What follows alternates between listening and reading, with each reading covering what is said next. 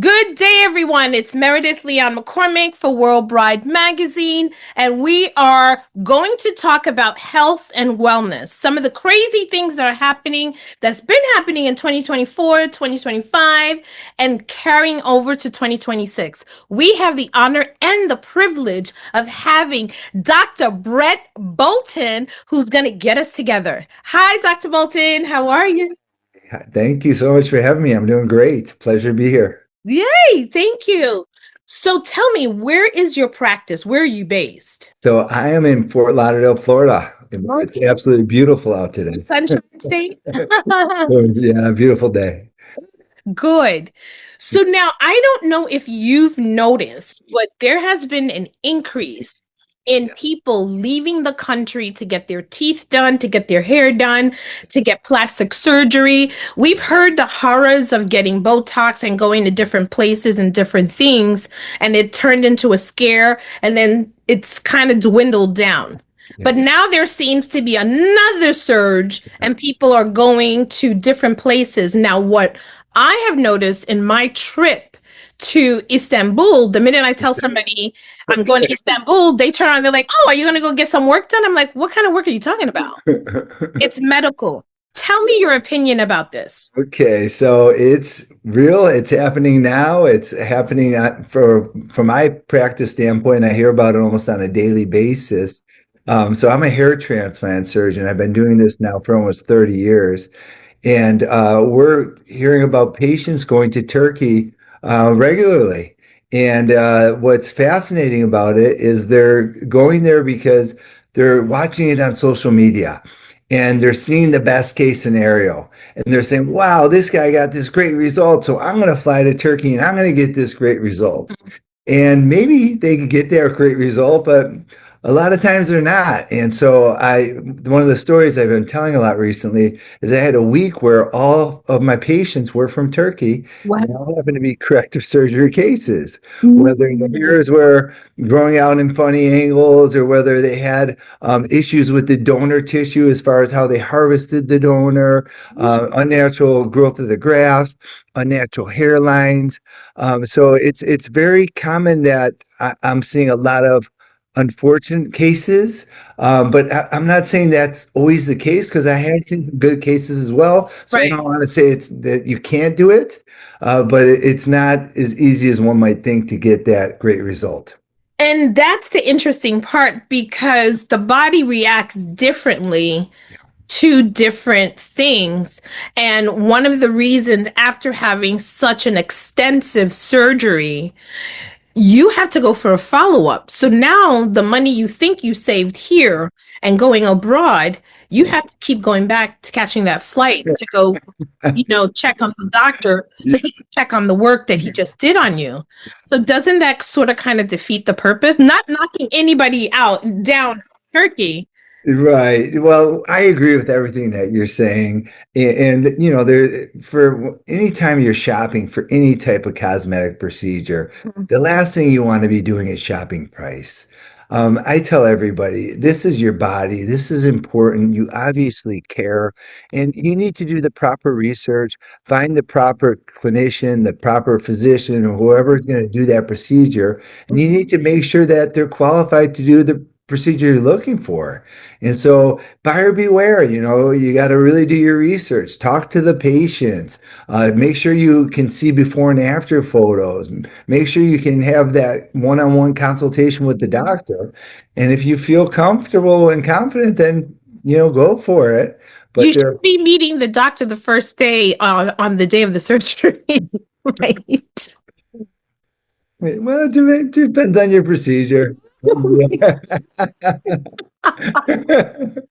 tell us, how long have you been practicing and what have you seen? What were some of the challenges you faced with people? Okay, so I've been doing this since 1997, and I was just honored by a television show called The World's Greatest Television Show, And what they do is they choose the best companies in their industry, and they have a whole selection process. And they chose me as the world's greatest hair transplant surgeon. Wow. Yeah. Excellent. Thank you so much. And that aired nationally on Bloomberg. And so I've been doing a lot of media, and I actually find I really enjoyed it. But one of the things I'm always talking about is medical tourism because it's such a big deal right now. Yeah. And one of the things with hair transplants is the procedure they're doing in Turkey and overseas is a procedure called the follicular unit extraction. Mm. And what that is it's a way of how they're harvesting the donor in the back of the hair. So when I will do a procedure, I do what's called the strip method, where I'm taking a piece of tissue out of the back, where we open the patient up and we can see the follicles. We're able to have a good idea as to the quality of the hair that we're getting and the amount of hair we're getting. What they're doing there is they're using something, picture a hollowed out pencil with a blade, and they're punching out holes in the back of the head individually. Mhm. And what we've already learned from older procedures like the hair plugs is that can mess up the blood supply, and that can mess up the nerve supply, and that can cause more scar tissue, and that has more unsafe hair that's outside of what we call the Mm. area. Mhm. So patients might take a hair that may fall out later, or they might take a hair that's not as viable. So, and then the quality of the grafts aren't as good. And then also the doctor's not doing that procedure. This is done by the technicians. So Ooh. yes, you can look up your doctor, but who's poking in those holes? Wow. So, You. and what's crazy is that's what's happening in the United States as well. So the doctor down the street, for example, let's say he's a dermatologist, he's doing his dermatology clinic, he throws an FUE machine in the back room, has technicians fly in, and he's not even doing the procedure. And Wow. that's what we're seeing all throughout the United States. And so I always tell everyone, you have to understand what type of procedure you're getting.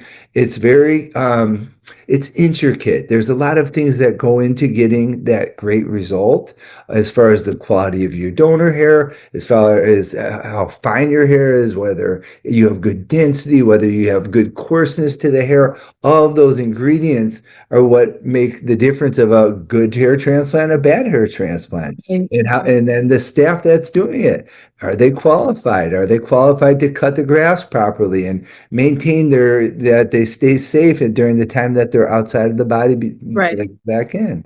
So it's a lot more detail than the patients understand, and they look at that best case scenario and say, "Oh, I'm going to go do that because I could save some money."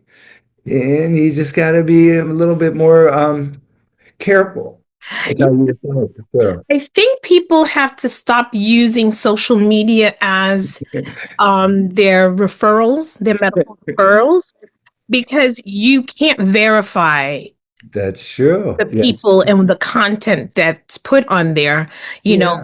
because I'm not going to put my worst case scenario in any situation, especially if I'm claiming that this is my business. So taking medical advice from influencers, no disrespect to any influencer, I think that has to be taken into consideration. And medical health surgery is life threatening. I don't care what you're doing, you know. You're everything you're saying is correct. Yeah, you could get one of these weird infections. You could, Yeah. they might hit a vessel that they don't know how to properly control. Right. They might connect an artery and a vein together. Oof. There's all sorts of little things that can happen that you got to be aware of. And what are what can you do in the event that that happens? What are your repercussions? Right. And now we're in the wedding industry, so it's the most time that everybody gets vain. All of a sudden, I need to look like Brad Pitt, Denzel Washington, Halle Berry. Of course. It's like, no, let's deal with us from a lifestyle basis. And so this medical procedure, even though it's hair transplant that you do, Yeah. what is usually the process? It must vary with every person. So it's not like overnight and then Yeah, again, 100% right. Yeah. So what we always want to do is always want to step one, make sure we understand why the patient's losing their hair, because we want to make sure we stop future hair loss. The great thing with men is that's pretty straightforward. 99.9% of the time, they have what's called genetic male pattern hair loss. Mhm. And thankfully, we have two FDA approved treatments that Mhm. prevent future hair loss and work. So we want to get them established on what's called finasteride and minoxidil to help maintain what they have. Once we get that situated, then the question is what are they trying to do? Are we trying to restore the crown in the back? Are we trying to lower the hairline? Are we trying just to thicken it up all over? So depending on what the patient's needs are as far as the stage of their hair loss, will determine how extensive a procedure it is. Some patients might get away with doing smaller cases if they might only have a little frontal hair loss or smaller crown work. Other patients, I'm sure you've seen these patients that just have that little ring of hair around the back. They're going to need a lot more work. So it's patient dependent for sure. And now, do you do both men and women? Yes, I'm glad you asked that because so women is a completely different animal because they can be losing their hair for so many other reasons.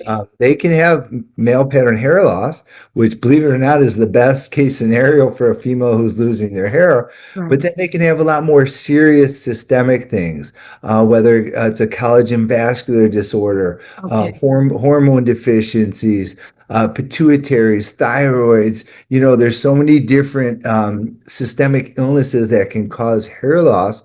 And so the same thing, we would need to figure out why they're losing their hair, first of all, get that stabilized before you'd even want to consider moving forward with a procedure. Because we don't want to waste your money and your time and we put all this hair up there and then you just keep losing the Right. hair. Right. So we want to make sure we have you stabilized before we move forward with the hair transplant. Now, this is more a personal question for you. Why did you pick this industry to get into? That's a great question.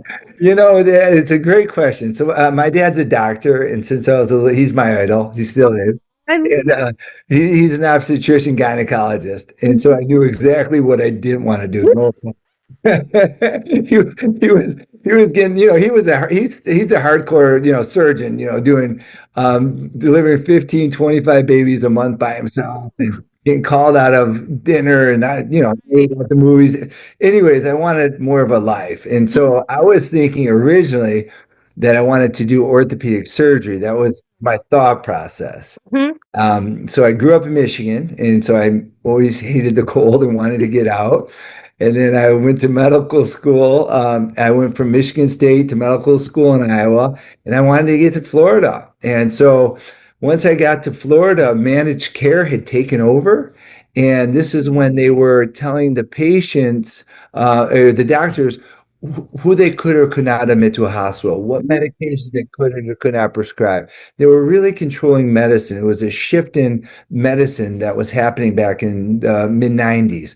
Mhm. And I didn't want to be told how to manage my medical practice and what I can and cannot prescribe or who, I wanted to be my own boss. That's what I always thought medicine was about.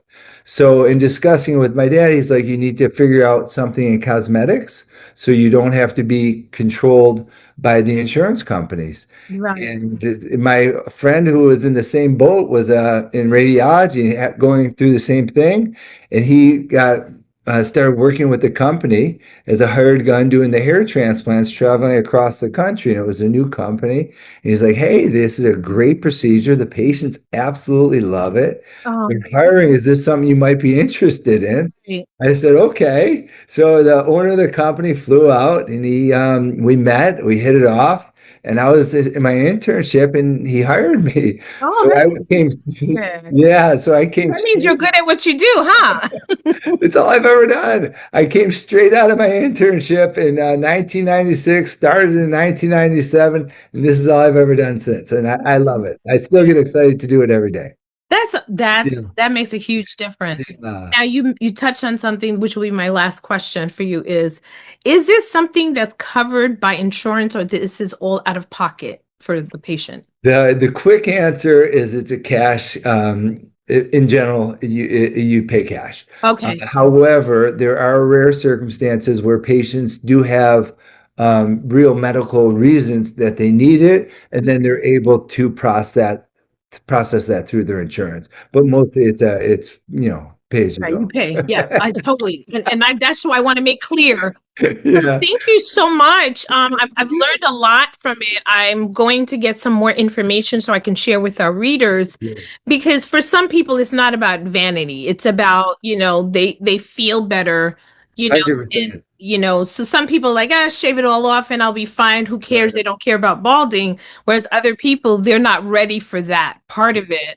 So I think this is a great option for you, for Definitely. people, that can come and see you. So now, how do people get consultation? What's your website? What's an email or phone number that they can contact and get a consultation to book an appointment and fly to sunny Florida to see you? Thank you. And I just want to say one thing on to what you said, because I agree.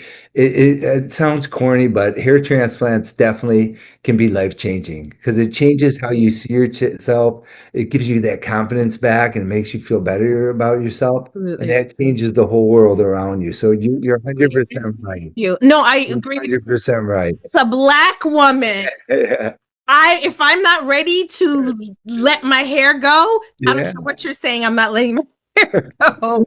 So anyone else, I can't even tell you, the hair is, especially it's like if it's falling out of too early, too premature, it Yeah. does something to you psychologically, mentally. I have my patient today.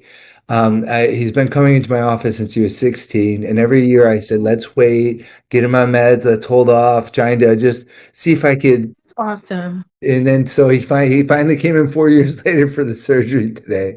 So it's interesting, but I do my best to keep them. If I can save you, I want to save you from having the procedure. So I always want to do step one, the treatment, see if we can get you stabilized, see if that gets you to where you want to be. And then if we have to do the surgery, that's always an option.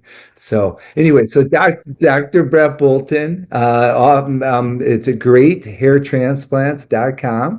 That's the website. Office telephone number 954-567-5868. Thank you. Thank Do you you. have Thank you. Instagram or social media or Yeah, any? we're on Dr. Brett Bolton on Instagram. We're on all the social media stuff. So Fantastic. It was a pleasure chatting with it's a you. pleasure. Thank you so Thank much for you. having me. Anytime. I Yeah, enjoyed thank you for being transparent because that's it. really important. When we talk about people's health and life, for me, that's really sensitive. I agree completely. We agree. And we love all the plaques behind you. So we know you. They're all fake. I love you already. Thank you so much. I appreciate it. No problem. Well, guys, there you have it. Dr. Bolton, please stay tuned as I continue and I'll write the piece about him, give you some more information. Go to sunny Florida, get your consultation, and see if this is a right fit for you. So until the next time, ciao bella.